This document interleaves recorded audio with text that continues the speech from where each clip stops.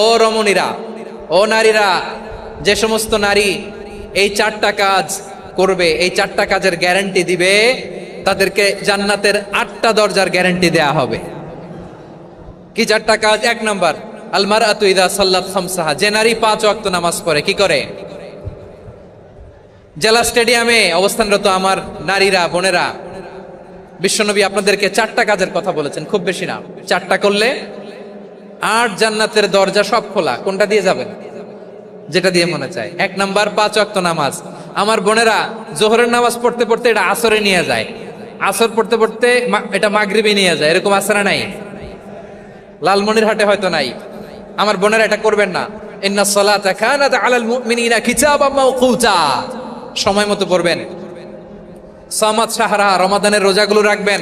হাফিজাত ফুরুজাহা, যে নারী তার চরিত্রকে হেফাজত করে, তার প্রাইভেট হেফাজত করে, তার লজ্জাস্থান হেফাজত করে। ও মায়েরা, আপনার এই গর্ভ যে কত দামি আপনি জানেন না। আপনার এই গর্ভ থেকে জন্মাবে আগামীর সালাহুদ্দিন আল আইয়ুবী। আপনার গর্ভ থেকেই জন্মাবে ইমাম আল মাহদি আল মুনতাজার। আপনার পেট থেকে জন্মাবে আবু সাইদের মতো বীর সৈনিক। আপনার পেট থেকে জন্মাবে মুগ্ধের মতো বীর মুজাহিদ। আপনি জানেন না কে আসবে আপনার পেট থেকে। সময়টাকে কাজে লাগান, ইসলামকে বুঝেন, মানেন, আমাদের ইসলামিক লেকচারগুলো শোনেন। আমরা যে বার্তাগুলো, ইনস্ট্রাকশনগুলো, দিক নির্দেশনাগুলো আপনাদের খেদমতে রাখি, এগুলো মেনে চলুন। আপনিই পারেন আপনার ঘরটাকে জান্নাতের টুকরা বানাতে, একটা ফ্যামিলি বানাতে। 5 ওয়াক্ত সালাত, রমাদানের রোজা, নিজের চরিত্রের হেফাজত, ও আতাআত বালাহা, স্বামীর আনুগত্য। এটাতে অনেকে ভুল করে থাকে। হায় রে আমার বোনেরা, স্বামীর আনুগত্যকে এটা নিজের অপমান মনে করবেন না। আপনার স্বামী আপনার সবচেয়ে বড় গার্ডিয়ান, তিনি আপনার সবচেয়ে ভালো চায়। নারী কখনো গার্ডিয়ানশিপের বাইরে থাকতে পারে না।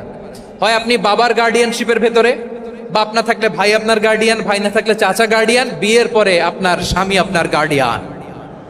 শরীর কোন নারী করে, বিষ্ণুই বলেন জান্নাতের 8টা দরজা খোলা, তোমার যেটা দিয়ে মনে চায় সেটা দিয়ে জান্নাতে তুমি এন্ট্রি নিতে পারবা।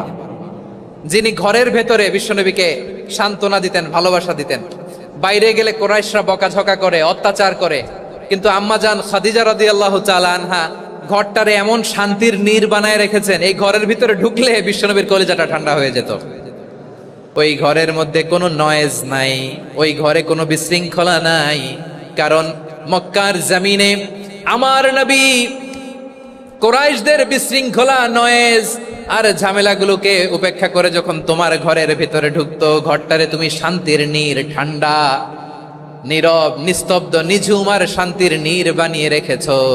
এজন্য জান্নাতে স্পেশাল একটা শান্তির নীড় আমি তোমারে উপহার দেব।